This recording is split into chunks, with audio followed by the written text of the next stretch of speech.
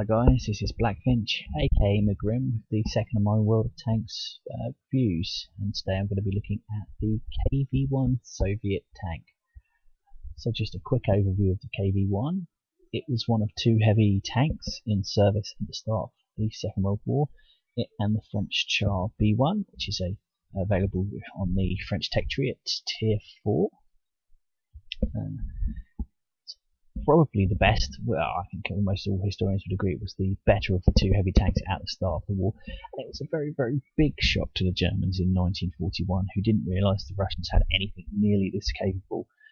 The 3.7cm KWK-36 gun on the Panzer IIIs and the 7.5cm KWK-37 gun on the Panzer IV were just incapable of penetrating its armour. The Germans didn't really have an anti-tank gun that could deal with it at the start of the war.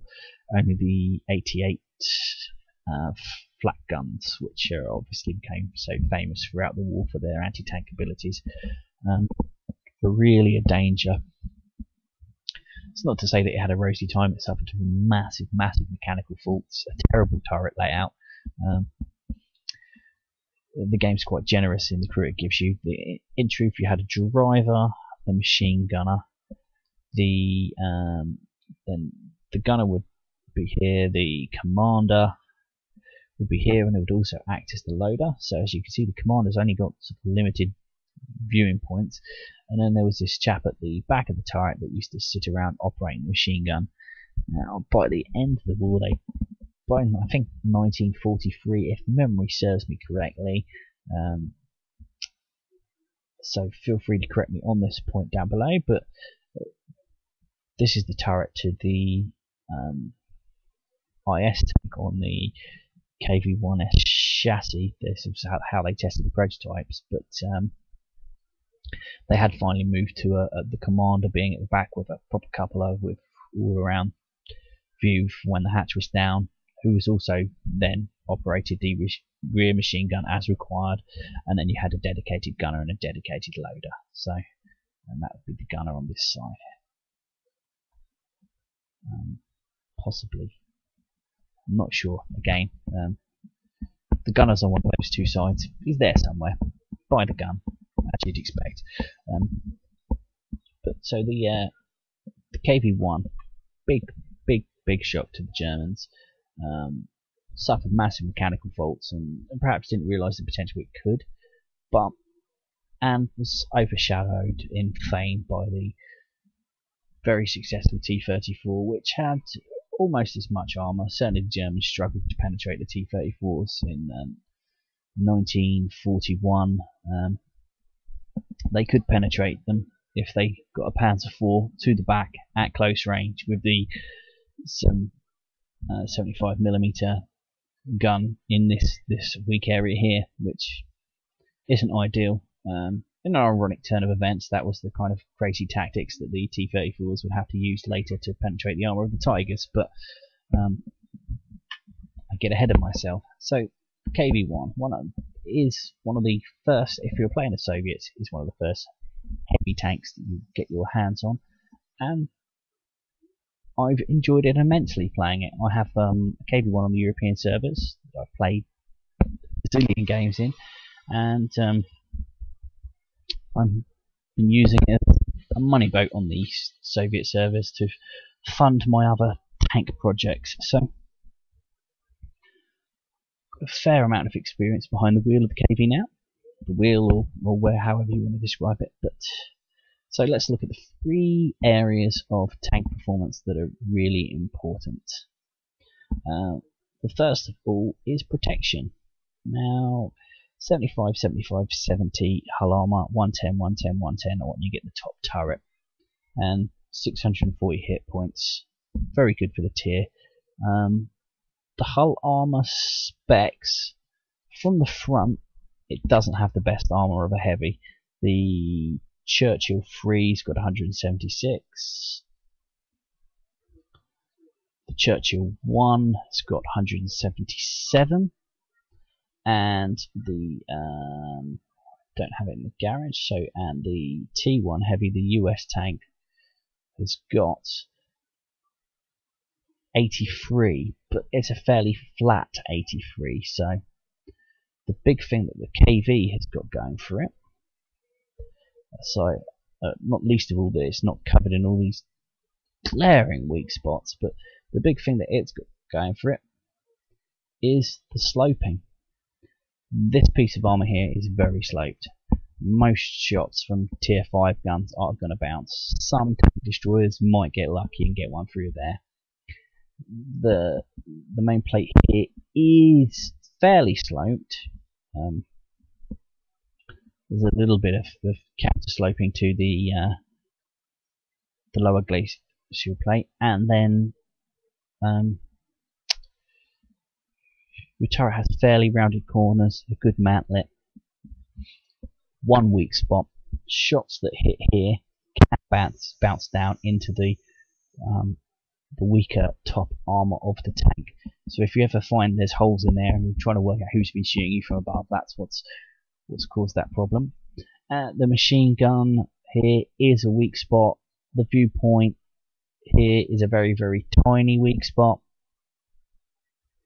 So my recommendation, if you're shooting it from the front and you've got half decent penetration, go for this area here. You're less likely to get bounces and you're more likely to get the weak spots. If you can get a clear shot, the lower glacial plate is less armoured. Now if you're operating a KV and you can get it at this angle, the sloping plus the angling, over here all shots that hit the side are going to come bouncing off. Most shots that hit the front are going to come bouncing off unless it's a gun with good penetration. When you start facing tier 7 heavies, just expect them to go through your armour. You may as well not have any. But certainly versus other tier 5 tanks, angled, it's very, very well protected and you'll bounce a lot of shots. Even some tier 6 heavies won't get through it very successfully.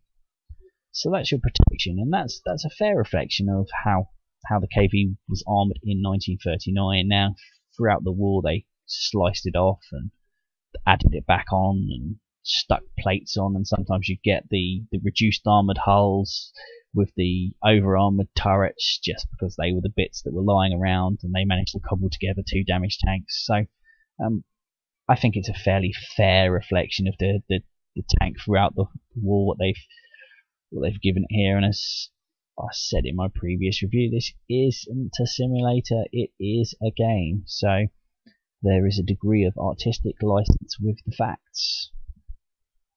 And there needs to be for the sake of game balance. You're not going to catch me complaining about that. So that's the protection. Now the next area of interest is the armament. So let's get the research tree up. You can see the stock gun for the tank is the ZIS-5 76mm, which coincidentally is exactly the same as the 76mm S54 that you get as the top gun on the S34 actually. No, it's definitely the S54. Yeah. Stats are exactly the same because it was the same gun. It was given a different designation by the Soviet Union because some of the fittings towards the back were slightly different. So that's your stock gun. Now the bad news is, if you do subsequently go on to get a T-34, because it's given this different designation, it's not already unlocked and you do have to learn it, which is a pity. And then you're presented with 3 options. Once you've got the advanced turret, you've got the 85mm F30, you've got the 122mm howitzer, and then you've got the 57mm Project 413. Now, I haven't found any accounts of KVs being fitted with the 57mm, and the fact that it says Project 413 sounds very much to me like it was a prototype or a concept that never made it past blueprints. But it's possible that the Soviet 57mm anti-tank gun was fitted to some KVs. There certainly were variants with the 122mm howitzer. In fact, there was a concept to have that as a primary gun that's function would be both anti-tank and anti-infantry. But people generally complained that the trajectory you had to fire a 122mm howitzer at, and the slower speed of the ammunition would make hitting tanks very difficult. So it wasn't an idea universally embraced, and pretty much throughout the war, the 76mm gun was what was fitted to KV1s. An attempt was made later in the war to up armor and up gun the KV1. So there was this variant that had 120mm of frontal armor that was sloped, and this 85mm gun fitted, which would have given it very comparable, perhaps slightly favourable performance to the German Tiger tank. But this was abandoned for a number of reasons. The 85mm was just too big, really, to go in the turret, and a custom turret would have had to have been built. There wasn't, by the time you got the breech and all of the nonsense, there's not much turret in there, and that means that your ability to raise or lower the gun or move it left and right is limited by the height of the turret, with the breech going right to the back. So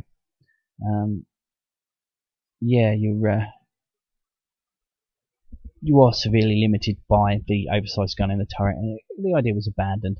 It didn't really enter production, but in the game it's another matter, and it's a very popular choice. I use the 85mm on the European servers, so for some reason I closed these all down, but let's get them back up again. Now, the 85mm and 57mm are the most easily compared. You are sacrificing, the penetration is fairly irrelevant, the difference. So you're sacrificing alpha damage for rate of fire and accuracy. And this is a very feasible gun to fit to the KV1. I haven't tried it yet. I've seen a couple of people who have. I'm going to, because I see great potential for this gun. Very accurate, so can aim at weak spots of other heavies. It's got a very high rate of fire. I think it probably has better damage per second, or will effectively have better damage per second. The accuracy giving you a bit of a bonus there than the 85, but the extra alpha damage isn't to be overlooked.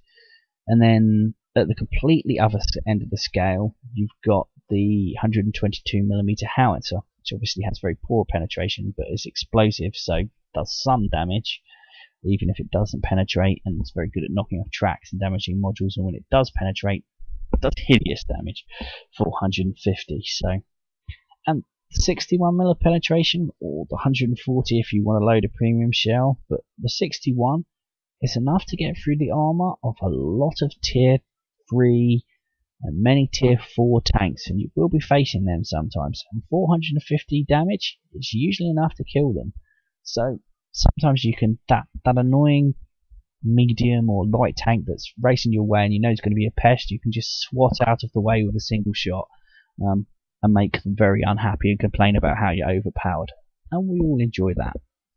And then if you want to load a premium shell, 140mm of penetration, well, that's suddenly, that's a very, very nice proposition. A very expensive proposition, but so it depends what you want your gun to do. Now, I've been testing it here with the howitzer, and I find in tier 5 games it doesn't perform as well, because the 85mm gets through the armor of pretty much anything you find at tier 5, and is accurate, has a fair rate of fire. It's just a nice, steady, reliable gun.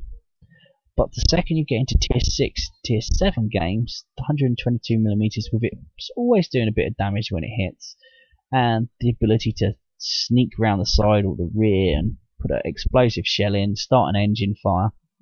Suddenly the dreaded KV1S has to be wary of you, because you can start playing his own tricks back at him with that nasty 122mm gun. And same for other tanks at the tiers. So I find overall, if I'm in higher tier games, the 122mm is better. For tier 5 games, the 85mm gun is the best. So it's a personal choice, and also your playstyle comes into it. So that's the armament. Now, the final part of the equation is mobility. 504 horsepower engine, 49 ton tank, just slightly more than 10 horsepower per ton. Not great. The engine is in fact exactly the same engine as is fitted here in the T34, which weighs quite a bit less and is quite a bit faster. So it's not a quick tank. It's not snail-like slow. It's not a Matilda or an 82, or it's not a British tank. Basically, British tanks are either really fast or really slow, and there's very few in the middle ground. So it doesn't fall into that category, but it's certainly not going to be racing around the battlefield, and you won't enjoy going uphill. So that's the performance of the KV1 in a nutshell.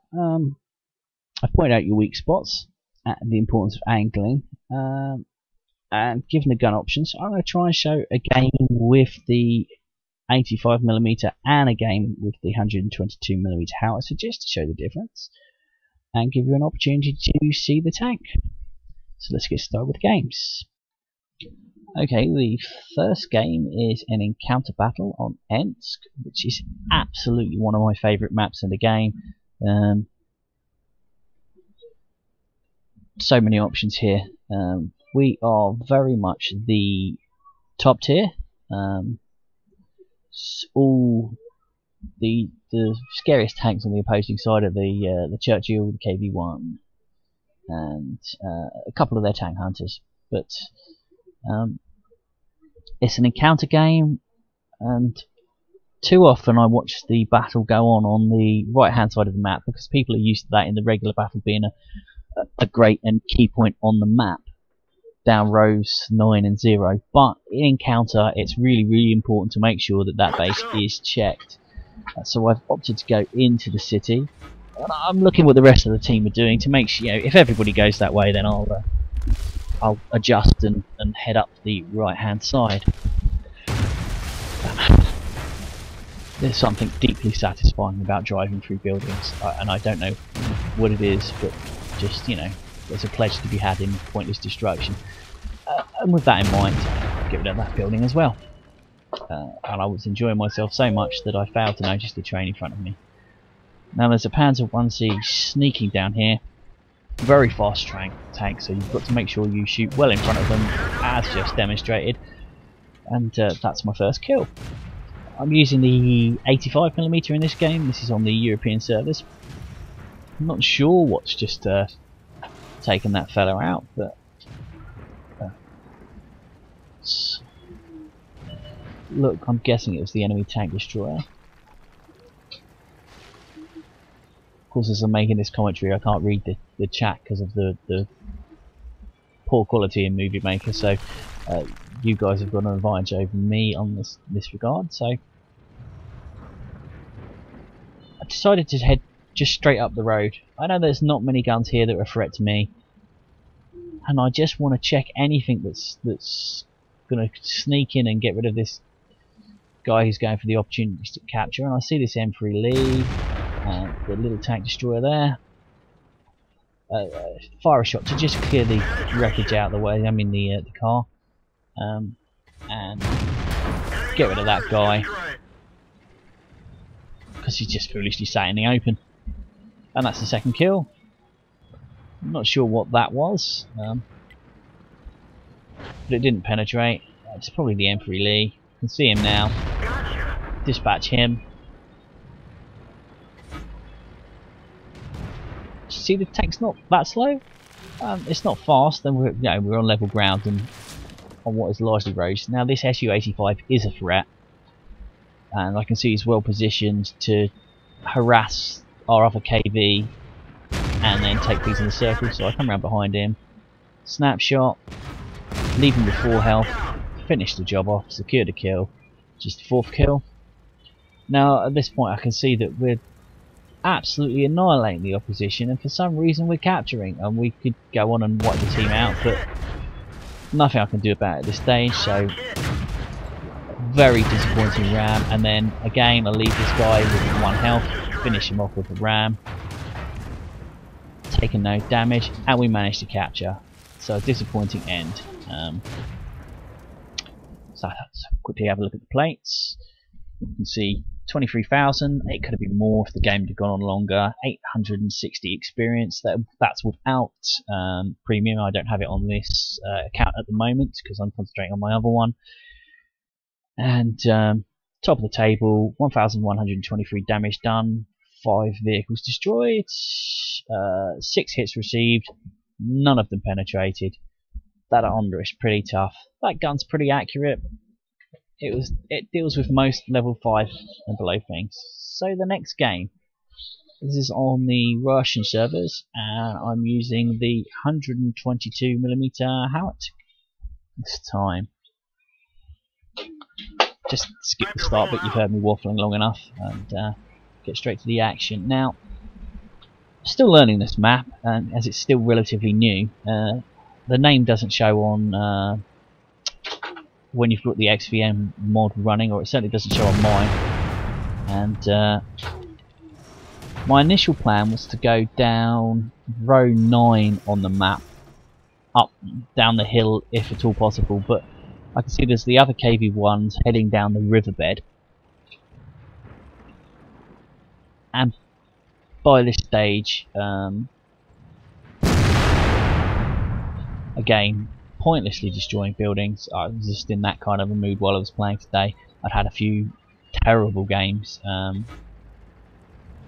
trying to get these videos, but the all of the enemy tank destroyers have just blipped in G2, so I know that they're not all up on the hill to the left, and I can probably risk a slightly more direct route down. So instead of racing straight up the hill, I decide I'm going to move alongside the river to try and give that other KV1 some support and pour some shots up into the side of whatever comes along here.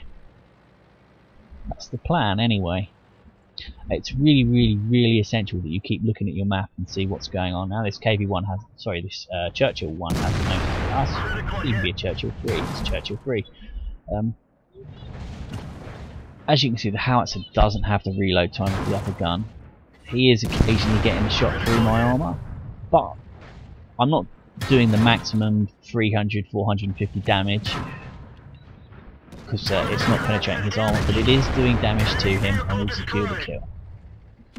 There are quite a few shots coming our way from multiple sources, so I decided to head into the buildings as a priority. I can see that there's more enemy tanks appearing on the hill, but I decide I'm going to deal with this cheeky little chappy here.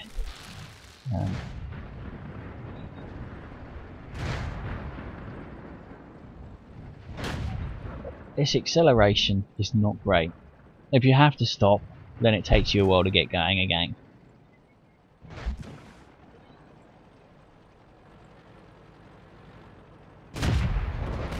So the cruiser's dealt with.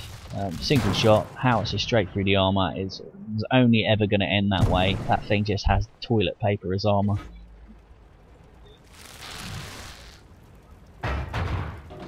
Now for some reason I decide I'm going to push the tank down with me as I head after this guy. I think I was just bullying him, but Vika is lucky I missed there.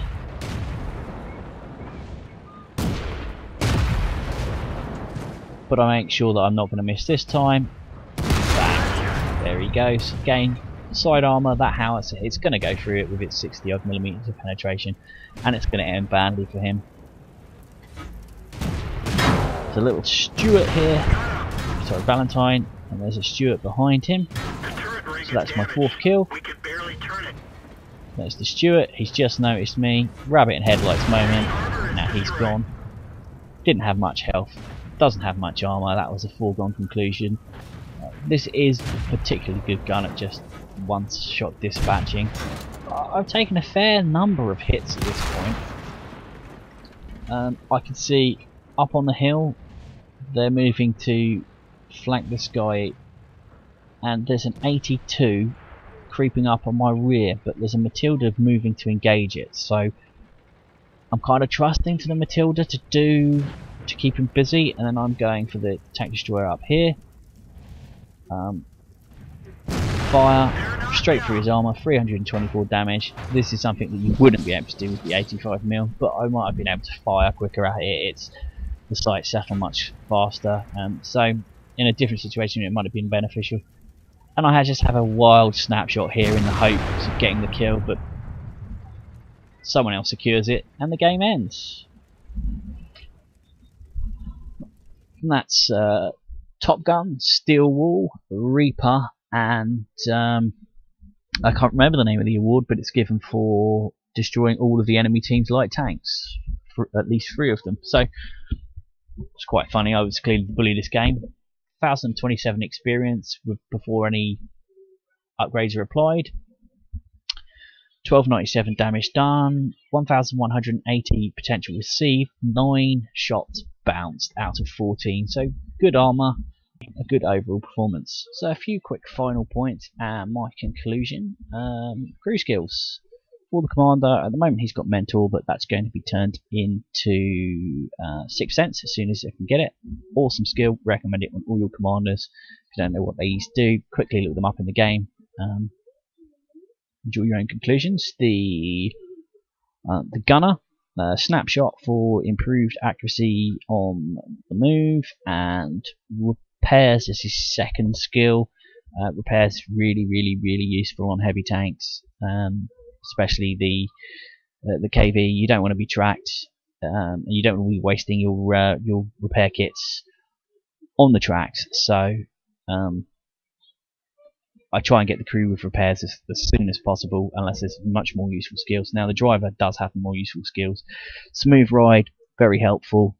Off-road driving, also very helpful. Smooth ride, again, more accuracy whilst moving, and off-road driving makes the tank just a little bit quicker, and it's not a fast tank, so that can save you a little bit of aggro. After this, the radio operator, I've gone with repairs. None of the radio operator skills are really useful. Situational awareness, which is the one I'm training up now, gives the tank a slightly better view range, and in truth its view range is pretty dismal, so that's fairly handy. And I think my second skill on the commander will be the skill that improves view range. The name eludes me right now. Recon, and then probably jack of all trades for replacing people who are knocked out without having to first aid kit it all the time, because you know who uses a kit on a radio operator. So your loader, again I've gone for repairs, and none of the loader skills, they're all perks, so they all require 100% skill to come into fruition. Safe stowage, rack durability, don't have rack issues. Adrenaline rush, well, it's all gone wrong by then anyway, so I certainly don't want to wait till the skill's at 100% in order to learn something that only applies when I've only got 10% of my health left and I'm probably going to die anyway. So just what a waste of time. I've never seen it on any tank. It's never been on any of mine. I don't know anyone else who uses it. So intuition. If you use multiple shell types, quite handy, but a bit of prior planning can get you around that. So I would rather these first, and probably intuition will be the next thing I learn, because when it's not so important. Yeah, so I mean that's your skills. In terms of upgrades, I've already fitted the medium caliber tank rammer for the minus 10% loading time on the 122mm. That's an essential one. On the 85, it's very useful. After this, I will go for enhanced gun laying drive for 10% aiming speed and improved ventilation for plus 5% to all the crew skills, which will give everything a boost. Other things that would be worth consideration: the heavy spool liner for the protection from ramming and explosions. You don't get rammed so often, but artillery does like to pick on you, and plus 30% armor, quite nice. Or a toolbox for the 25% repair speed, again. It's a dilemma between that and that. They're they're the two favourites for me. But I mean, you're talking big bucks here, so it's only really worth investing if you plan to keep the tank. And I haven't decided whether I will. I had a tank rammer anyway, so. And in terms of the regular modules, some people like the speed governor for the 10% extra power. I find that when you do get set on fire, which isn't very often, but you press 6 instinctively to put the fire out, and then you just discovered you've overcharged your engine. And the other thing is, of course, it does cause the engine to break down, usually halfway up a hill if you overuse it and you forget you've turned it on, which I frequently do. But if you're slightly more savvy, then you know, maybe not a bad option. But I prefer the fire extinguisher, but I think this is a personal choice. Certainly these two are an essential, unless you want to shell out for the large repair kit and the large first aid kit and the automatic fire extinguisher. And the ones I've got in the depot at the moment are there just because there's been an event recently and Wargaming have been giving those away. So those are the other bits and pieces I'd add to the tank. So the overall conclusion, this is almost certainly, feel free to disagree with me, but if you do, you're wrong, the best tier 5 heavy tank. There's a few options in terms of gun that affect the playstyle slightly, but I wouldn't want to really choose one over the other. These days I'm leaning towards the 122, but I think that's just that's because I've been playing a lot more of the high alpha damage, the SU-100, the SU-85 to a lesser extent, the KV1S, a lot more high alpha damage tanks, and I'm more accustomed to that. But that's not to say the other options aren't as valid. The armor protection is excellent. The mobility isn't crippling. It's not going to ruin your day. You can still respond to things that go on in the battlefield. So overall, this is definitely one of the best tier 5 tanks, and it can handle tanks tougher than it. Unfortunately, I didn't really get to show that in our games. I hope this review has been useful and informative. If there are any things you'd like to correct or things you disagree with, post your comments below and I'll happily respond to those. And until next time, have fun out there driving.